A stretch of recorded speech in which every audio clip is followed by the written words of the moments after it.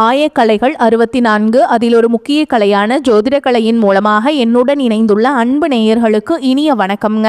கடகராசி நேயர்களுக்கு புதுசா அப்படி என்ன இருக்க போகுது, எப்பவும் போல வாழ்க்கை கீழே தான் போகுது அப்படின்னு கதரும் நேயர்களுக்கு ஒரு நல்ல செய்தி காத்திருக்குதுங்க. அந்த செய்தியை தெரிஞ்சுக்கிறதுக்கு முன்னாடி இந்த உலகை காக்கும் முருகப்பெருமானுடைய பாதம் தொட்டு வணங்கி வீடியோக்குள்ள போலாங்களா?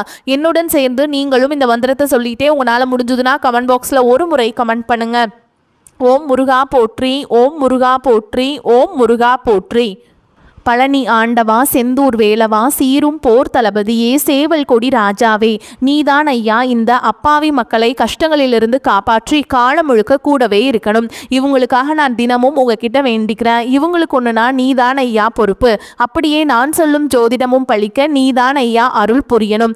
தினமும் உங்களுக்கு கிரகநிலை மாற்றத்தால் வரக்கூடிய சுப பலன்களை அறிய கட்டாயம் சப்ஸ்கிரைப் பண்ணி பெல் பட்டன் அப்புறம் ஆல் ஆப்ஷன் இருக்கும், அதையும் கொடுத்து வைங்க. ஒவ்வொரு பதிவும் உங்களைய வெற்றியடைய வைக்க வேண்டும் அப்படிங்கிற எண்ணத்துல தாங்க போடுறோம். நீங்க கடகராசியா, அப்போ எவ்வளவுதான் சம்பாதிச்சாலும் கையில காசு நிக்க மாட்டேங்குதா? பணம் வர வழியும் தெரியல, போகிற வழியும் தெரியலன்னு ஒரு மாதிரி மனசுக்குள்ள கவலை இருந்துக்கிட்டே இருக்கா? அப்போ நிச்சயமா இந்த பதிவு உங்களுக்கு தாங்க. கவலைப்படாதீங்க. கடகராசியினர் அவங்களோட நிதி சிக்கல்களை தாண்டி எப்படி ஒரு நிரந்தரமான செல்வத்தை உருவாக்கலான்னு நிபுணர்கள் சொல்ற சில ரொம்ப எளிமையான ஆனால் ரொம்ப சக்தி வாய்ந்த பரிகாரங்களை பற்றி இப்போ நம்ம ஒன் பை ஒன்னா மெதுவாக நிதானமாக பார்க்கலாங்க. சரிங்க, நம்ம இன்னைக்கு என்னெல்லாம் பார்க்க போறோம்னு ஒரு சின்னதாக பார்த்துடலாம். முதல்ல கடகராசியோட பண போராட்டத்துக்கு உண்மையான காரணம் என்னென்ன ஆழமாக பார்ப்போமா? அதுக்கப்புறம் செலவுகளில் என்னென்ன வகைகள் இருக்குன்னு புரிஞ்சுக்க போறோம். அப்புறம் அது சரி செய்யறதுக்கு ரெண்டு சக்தி வாய்ந்த பரிகாரங்கள், கடைசியா சேமிப்புக்கு பின்னாடி இருக்கிற ஒரு ரொம்ப சிம்பிளான ரகசியம். அதுக்கப்புறம் உங்களுக்கு நீ வரக்கூடிய நாட்கள் எப்படி அமைய போகுது, அதுக்கப்புறம் நட்சத்திர பலன்களையும் பார்த்து விரிவாக தெரிஞ்சுக்கலாங்க. முதல்ல கடகராசிக்காரங்க பொதுவாக சிந்திக்கிற அந்த அடிப்படையான பண பிரச்சனை என்னன்னு பார்த்துடலாம். இது அவங்களுக்கு மட்டும் இல்லைங்க, நம்ம பலருக்கும் இது பொருந்தும். ஏன்னா இவங்க அதை பற்றி சிந்திச்சுட்டே இருப்பாங்க. பணம் எப்படி வருது போகுது, ரொம்ப பண பிரச்சனையாக இருக்குது அப்படின்னு.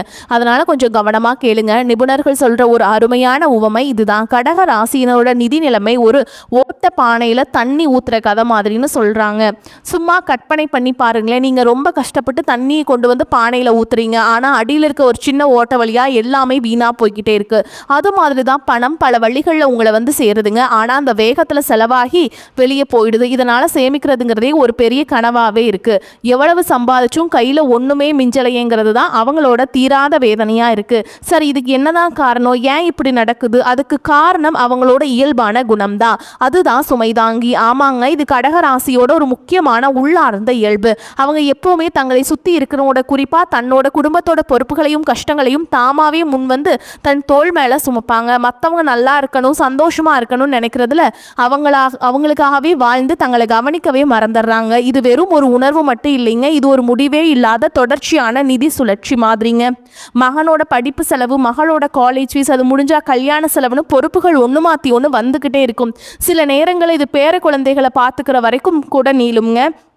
அவங்களுக்காக இதெல்லாம் செய்கிறதுல ஒரு சந்தோஷம் இருந்தாலும் நமக்காக ஒன்றுமே சேமிக்க முடியலையேங்கிற ஒரு போராட்டம் மனசுக்குள்ளே ஓடிக்கிட்டே இருக்கும். இப்போ நம்ம ஒரு ரொம்ப முக்கியமான விஷயத்த புரிஞ்சுக்கணுங்க. எல்லா செலவுகளும் ஒன்று கிடையாதுங்க. செலவுகளை பிரித்து பார்த்தா எந்த செலவுகளை நம்ம கட்டுப்படுத்தணும்னு தெரிஞ்சுக்கிறது தான் புத்திசாலித்தனம். பார்த்தீங்கன்னா செலவுகளில் சுப விரயம் அசுப விரயம்னு ரெண்டு வகை இருக்குது. வீடு கட்டுறது, கார் வாங்கிறது, பிள்ளைகளோட படிப்பு, கல்யாணம்னு நம்ம சந்தோஷமாக திட்டமிட்டு பண்ணுற செலவுகள் எல்லாமே சுப விரயம். அதில் தப்பே இல்லைங்க. ஆனால் திடீர்னு வர ஆஸ்பத்திரி செலவு, எதிர்பாராத விபத்து, கடன் பிரச்சனை மாதிரி நம்ம மனசையும் பணத்தையும் ஒரே நேரத்தில் காலி பண்ணுற செலவுகள் தான் அசுப விரயம். நம்ம பார்க்க போகிற பரிகாரங்களோட முக்கிய நோக்கமே இந்த அசுப விரயங்களை குறைக்கிறது தான். அப்போது இந்த பணத்தை வீணடிக்கிற அசுப விரயங்களை எப்படி நம்ம கட்டுப்பாட்டுக்குள்ள கொண்டு வரது? அதுக்கான முதல் பரிகாரம் நம்ம மனசுக்கு தெளிவையும் அமைதியையும் கொடுக்கிறது தான். இதுக்கு நிபுணர் சொல்ற முதல் வழி திருவண்ணாமலைக்கு ஒரு பயணம் போறதுங்க. அங்க போய் ரமண மகரிஷி ஆசிரமம் மாதிரி அமைதியான இடங்கள்ல எந்த யோசனையும் இல்லாம கொஞ்ச நேரம் தியானம் பண்ணும்போது உங்க மனசுல இருக்கிற பண கஷ்டம், எதிர்காலத்தை பத்தின பயம் எல்லாமே மெதுவா குறைய ஆரம்பிச்சிடும். செலவுகளும் தானா கட்டுப்பாட்டுக்குள்ள வந்துருங்க.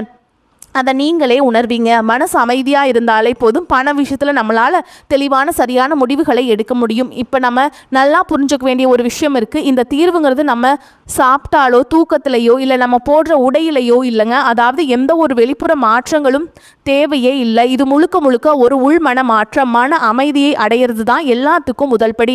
சரி, முதல் படியாக மன அமைதி மூலமாக செலவுகளை கட்டுப்படுத்திட்டோம். இப்போ அடுத்த கட்டம், அப்படி கஷ்டப்பட்டு சம்பாரிச்ச பணம் நம்மக்கிட்டே நிலச்சி நிற்கிறதுக்கு ஒரு குறிப்பிட்ட பரிகாரம் இருக்குது. அதை பற்றி இப்போ கொஞ்சம் விரிவாக பார்ப்போங்க. இந்த பரிகாரத்தோட நோக்கம் ரொம்பவே சிம்பிள். திடீர்னு வர ஆஸ்பத்திரி செலவு, எதிர்பாராத விபத்து, கடன் தொல்லை, இந்த மாதிரி நம்ம சேமிப்பை மொத்தமாக காலி பண்ணுற விஷயங்கள்ல இருந்து நம்மளை ஒரு கவசம் மாதிரி பாதுகாக்கிறது தான் இந்த பரிகாரத்தை செய்யறதுக்கு ரொம்ப எளிமையான 3 படிகள் தான். முதல்ல நீங்க பிறந்த கிழமை என்னன்னு தெரிஞ்சுக்கோங்க. ஞாயிறா திங்களான்னு. ரெண்டாவது, ஒவ்வொரு மாதமும் வர உங்கள் பிறந்த கிழமை அன்னைக்கு சூரிய உதயம் ஆரம்பித்து அடுத்த நாள் சூரிய உதயம் வரைக்கும், அதாவது 24 மணி நேரம் விரதம் இருக்கணும். கடைசியாக விரதத்தை முடிச்சுட்டு ஒரு குறிப்பிட்ட சக்தி வாய்ந்த கோயிலுக்கு போகணுங்க. அந்த கோயில் பேர் அகஸ்தீஸ்வரர் கோயில், அதாவது ஈஸ்வரன் கோயிலாக இருக்கலாங்க. இந்த கோயிலுக்கு ஒரு தனித்துவமான தெய்வீக சக்தி இருக்குன்னு சொல்லப்படுது. ஓகேங்களா? முடிஞ்சவங்க சென்னையிலிருந்து திருப்போரூர் போகிற வழியில் மாம்பாக்கம் பக்கத்தில் வெண்பேடுங்கிற சின்ன கிராமத்தில் இருக்குங்க. இங்கே இருக்கிற சிவலிங்கம் ரொம்ப அபூர்வமான சதுர வடிவத்தில் இருக்கும். அது மட்டும் இல்லாமல் சுவாமியூர் தாமரை மேலே அமர்ந்திருக்கிற மாதிரி இருக்குங்க. இந்த விசேஷமான அம்சங்களால் இங்கே போய் மனமுருகி வேண்டிக்கிட்டால் அசுப விரயங்கள் தடுக்கப்படும்னு ஒரு ஆழமான நம்பிக்கை இருக்குது. இப்போ நம்ம ரொம்ப முக்கியமான கட்டத்துக்கு வந்திருக்கோம். இந்த பரிகாரங்கள்லாம் செஞ்சதுக்கப்புறம் நம்ம முன்னாடி ஒரு ரொம்ப எளிமையான ஆனால் ரொம்ப ஆழமான ஒரு நிதி உண்மை இருக்குது. அது என்னன்னு பார்க்கலாமா? இந்த ஒரு வரி தான் எல்லாத்துக்கும் அடிப்படை. விரயம் நடக்கலைன்னா அது சேவிங்ஸாக மாறும். இதை நல்லா மனசில் பதிய வச்சுக்கோங்க. சேமிப்புங்கிறது அதிகமாக சம்பாதிக்கிறது மட்டும் இல்லைங்க, தேவையில்லாத செலவுகளை குறைக்கிறது தான்.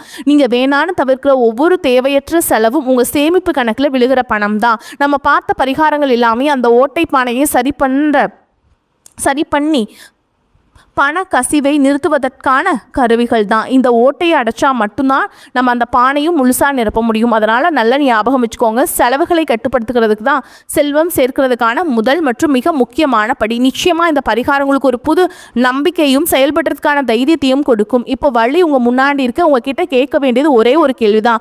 உங்கள் நிதி பயணத்தை மாற்றி உங்கள் சேமிப்பு உங்கள் கட்டுப்பாட்டுக்குள்ள கொண்டு வர நீங்கள் தயாராக இருங்க. உங்களுக்கு இந்த மார்ச் மாதத்திலிருந்து பார்த்தீங்கன்னா உங்களுக்கு சனியுடைய வக்ர பயிற்சியும், குருவுடைய வக்ர நிவர்த்தியும், சுக்கிர பயிற்சி, சூரிய பயிற்சி, ராகு கேது பயிற்சின்னு கிட்டத்தட்ட ஒரு 5 பயிற்சி பலன்கள் உங்களுக்கு இந்த மார்ச் மாதத்திலிருந்து ஒவ்வொன்றா உங்களுக்கு கிடைக்கிறதுனால நீ வரக்கூடிய ஒரு 6 மாதங்கள் அப்படிங்கிறது உங்களுக்கு ஒரு மிகப்பெரிய ஒரு ராஜயோகத்தை கொண்டுள்ள ஒரு நாட்களாகவே பார்க்கப்படுது. முதலாவதாக பார்த்தீங்கன்னா உங்களுக்கு சனியுடைய வக்ர நிவர்த்தி.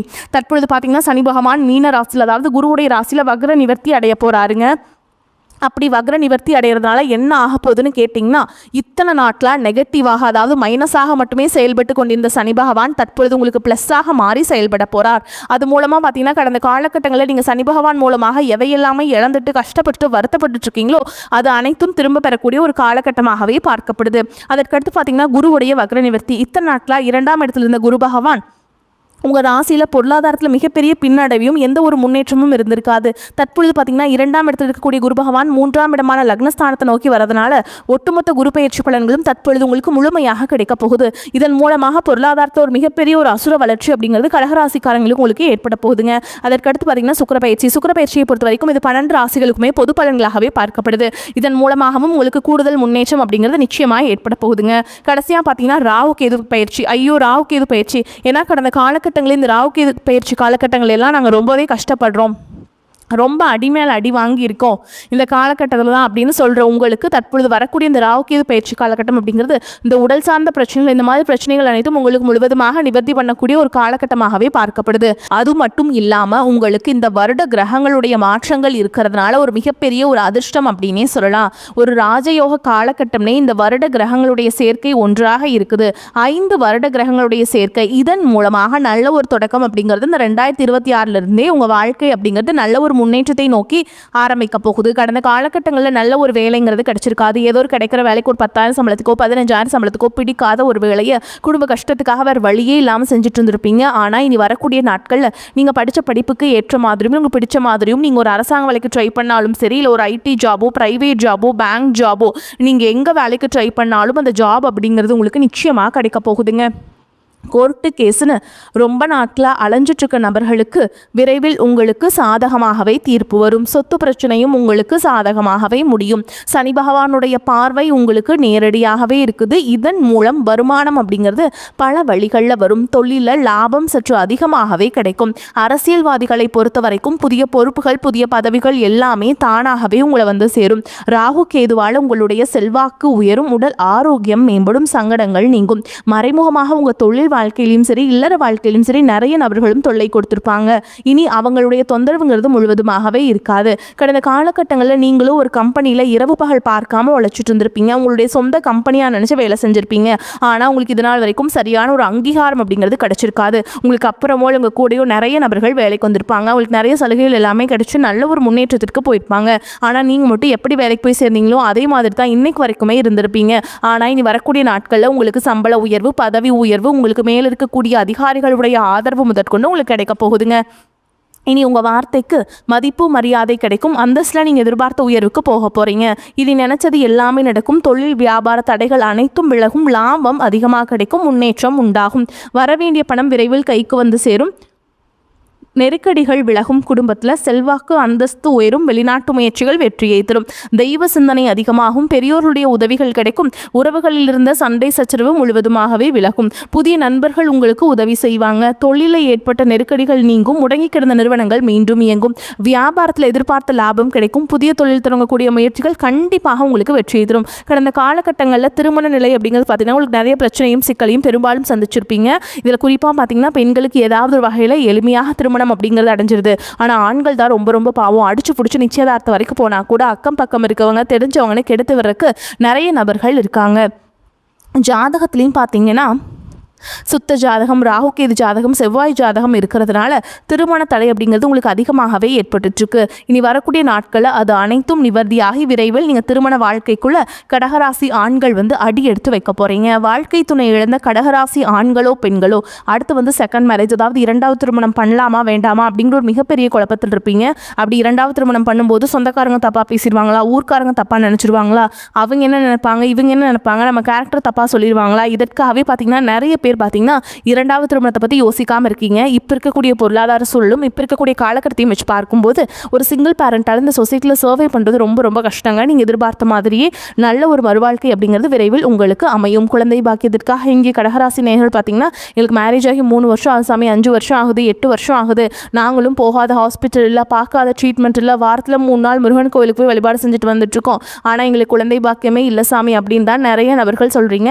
கண்டிப்பாக வரக்கூடிய முதல் 6 மாதங்களுக்கு விரைவில் உங்களுக்கு உடல் சார்ந்த பிரச்சனை அனைத்தும் முழுவதுமாக நிவர்த்தியாகி நிச்சயமாக உங்களுக்கு குழந்தை பாக்கியம் அப்படிங்கிறது கண்டிப்பாக உண்டாகும். காதலிப்பவர்களுக்கு இந்த 2026 நிச்சயமாக கை கூடக்கூடிய ஒரு ஆண்டாகவே பார்க்கப்படுது. இனி வரக்கூடிய நாட்களில் உங்களுடைய வளர்ச்சி அப்படிங்கிறது யாருமே எதிர்பார்க்காத அளவுக்கு ஒரு மிகப்பெரிய ஒரு அசுர வளர்ச்சியாக இருக்க போகுது. உங்களுடைய நண்பர்கள், சொந்தக்காரங்க, குடும்ப உறவுகளே உங்களுக்கு எதிரிகளாகவும் துரோகிகளாகவும் மாறக்கூடிய வாய்ப்புகளும் அதிகமாகவே உள்ளது. முடிஞ்ச அளவுக்கு தவறான உறவுகள் என்று தெரிந்தால் அது குடும்ப உறவாகவே இருந்தாலும் சரி, உடனடியாக அவர்களை விட்டு கொஞ்சம் நாட்கள் மட்டும் விலகி இருப்பது உங்களுக்கு ரொம்ப ரொம்ப நல்லது. கடகராசியை பொறுத்த வரைக்கும் நீங்கள் ஆண்களோ பெண்களோ அரசு வேலையோ தனியார் வேலையோ கூலி வேலையோ நீங்கள் எதிர்பாராத வருமானம் அப்படிங்கிறது உங்களுக்கு இரட்டிப்பு மடங்காக கிடைக்க போகுது. சேமிப்பு அப்படிங்கிறது பல மடங்காக உயரப்போகுது. இதன் மூலமாக ஒரு பைசா கடன் இல்லாமல் அனைத்து விதமான கடன்களையுமே வரக்கூடிய நாட்களை நீங்கள் முழுவதுமாகவே கட்டி முடிக்க போகிறீங்க. அந்த அளவுக்கு பொருளாதார மாற்றம் அப்படிங்கிறது விரைவில் உங்களுக்கு காத்துக்கிட்டு இருக்குதுங்க. மேலும் உங்களை பொறுத்த வரைக்கும் இப்போ நம்ம நட்சத்திர பலன்களை பார்க்கலாங்க. அந்த வகையில் புனர்பூச நட்சத்திரம் 4ஆம் பாதம் உங்களை பொறுத்த வரைக்கும் வெளியில் தங்கும் சூழல் ஏற்படும். எடுத்த காரியத்தை செய்யும் போது எது சரி எது தவறு என்ற தடுமாற்றம் ஏற்பட்டாலும் திறமையால் அதனை செய்து முடிப்பீங்க. பண வரவு எதிர்பார்த்தபடி இருக்கும். தொழில் வியாபாரம் முன்னேற்ற பாதையில் செல்லும்.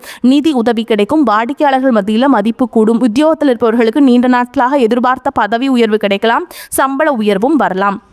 அடுத்ததான் பூச நட்சத்திரம் உங்களை பொறுத்த வரைக்கும் குடும்பத்தில் மகிழ்ச்சி இருக்கும். கணவன் மனைவிக்கிடையே இதுவரை இருந்து வந்த கருத்து வேற்றுமை நீங்கி நெருக்கம் அதிகரிக்கும். பிள்ளைகளுக்கு தேவையான பொருட்களை வாங்கி கொடுப்பீங்க. பெண்களுக்கு மிக கவனமாக பேசுவதும் கோபத்தை குறைப்பதும் நன்மையை தரும். எதிர்பார்த்த பண உதவி கிடைக்கும். அடுத்ததா ஆயில்ய நட்சத்திரம் உங்களை பொறுத்த வரைக்கும் நிலுவையில் உள்ள காரியங்கள் சிறப்பாக முடிய வழி பிறக்கும். வரவேண்டிய பணம் கைக்கு வந்து சேரும். இரவு பகலாக உழைக்க வேண்டியிருக்கும். அரசியல்வாதிகள் மக்கள் தொடர்பான பிரச்சனைகளை சந்திக்க நேரிடும். மக்கள் பிரச்சனைகளை தீர்த்து அவர்களின் ஆதரவை பெறுவீங்க. மாணவர்களுக்கு கல்வியில் எதிர்பார்த்த முன்னேற்றம் காணப்படும். எதிர்காலம் பற்றிய சிந்தனை மேலோங்கும். உங்களை பொறுத்த வரைக்கும் பரிகாரம் அப்படின்னு பார்த்தோம்னா வெள்ளிக்கிழமை, அமாவாசை, பௌர்ணமி நாட்களில் வந்து நீங்கள் முடிஞ்சால் குலதெய்வம் கோயிலுக்கு போயிட்டு பிரார்த்தனை செய்து வழிபாடு செஞ்சுட்டு வாங்க. கட்டாயமாக உங்களுக்கு ஏற்றத்தை ஏற்படுத்தி கொடுப்பாங்க. முடியாதவங்க வந்து வீட்டிலையாவது தீபம் ஏற்றி வழிபாடு செய்கிறது உங்களுக்கு ஏற்றத்தை ஏற்படுத்தி கொடுக்கும். உங்களை பொறுத்த வரைக்கும் அதிர்ஷ்டம் தரக்கூடிய எண்கள்னு பார்த்தீங்கன்னா 1, 3ங்க. இந்த எண்களை அதிகமாக பயன்படுத்துங்க. அதிர்ஷ்டத்தை அதிக அளவில் ஈர்த்து கொடுக்கும். அதே மாதிரி உங்களை பொறுத்த வரைக்கும் அதிர்ஷ்டம் தரக்கூடிய நாட்கள்னு பார்த்தீங்கன்னா திங்கள், வியாழனுங்க. இந்த நாட்களை வந்து நீங்கள் சுபகாரியங்கள் செய்ய பயன்படுத்திக்கோங்க. நன்மைகளை கொண்டு முடியும்.